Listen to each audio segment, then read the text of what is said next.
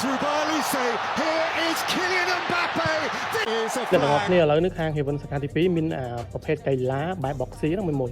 នេះបែបអញ្ចឹងគឺមានកម្ពស់ដែរទៅឲ្យស្អាតស្អាតហើយខ្លួនខ្លីៗដែលពាក់ទៅគឺខ្ជូតមែនទែនរដូវកាលបើទាត់នេះហ្នឹងមួយគឺមានច្រើនមែនទែនបាទនេះពណ៌ទឹកសមុទ្រនេះក៏ស្អាតដែរបាទចេញមកគឺកប់សេរីយកតែម្ដងបាទមានពណ៌ខ្មៅបាទពណ៌ខ្មៅក៏ស្អាតដែរមួយឡែងខាងក្រោយគេអូខេ111មានសញ្ញាទៀតបាទអានេះគឺឆ្អាតមែនទែនបាទ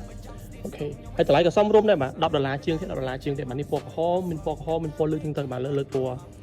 ស្មាលឿងពណ៌ទឹកសមុទ្រណាបាទអូខេលេខ10ខាងក្រោយនេះគឺលេខ10ដូចគ្នាអូខ្ជូតមែនទែនបាទហើយតម្លៃគឺសមរម្យខ្លាំងមែនទែនបាទនៅហាង Heaven សាខាទី2នេះបាទអូខេនេះពណ៌មានក្រហមតែហាឈាមជ្រុងមួយបាទជាស្រ័យហ្នឹងពណ៌ឈាមជ្រូកលេខ7អញ្ចឹងយើងមានដៃខ្លីអូខេហើយដៃវែងក៏យើងមានដែរមួយណាដៃវែងគឺនៅខាងនេះបាទ Portugal ក៏យើងមាន3ពណ៌ក្រហមបាទពណ៌ខ្មៅហើយនិងពណ៌សឥឡូវយើងមកពណ៌សមុនបាទ Portugal បាទស្អាតមែនទែនមួយបាទខាងក្រោយនេះគឺអត់មានលេខមានអីទេគឺឆ្លាស់ស្អាតតែម្ដងបាទមាន logo នេះមួយហើយមានអក្សរ Portugal តែម្ដងអត់មានពណ៌ស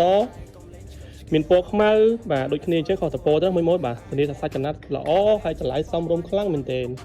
បាទអូខេស្អាតមែនទែនអូខេអញ្ចឹងមួយបើចង់បានអាវកីឡាបែប boxing ដៃវែងដៃខ្លីណាអាចមកមើលនៅទីនេះបានណាហាង Heaven សាខាទី2នៅផ្លូវក្រោយលោកតារបស់កញ្ញូបត់ឆ្វេងប្រហែលជា30ម៉ែត្របាទនៅផ្លូវទៅសាលារៀន UME បាទអូខេបន្តដល់ UME ណាបញ្ជាក់ណាបាទបត់មកកាយបន្តិច30ម៉ែត្រមកគឺដល់ឃើញតែម្ដងបាទផ្លាកធំមែនទែនបាទហាង Heaven សាខាទី2បាទអូខេអរគុណច្រើនបាយបាយ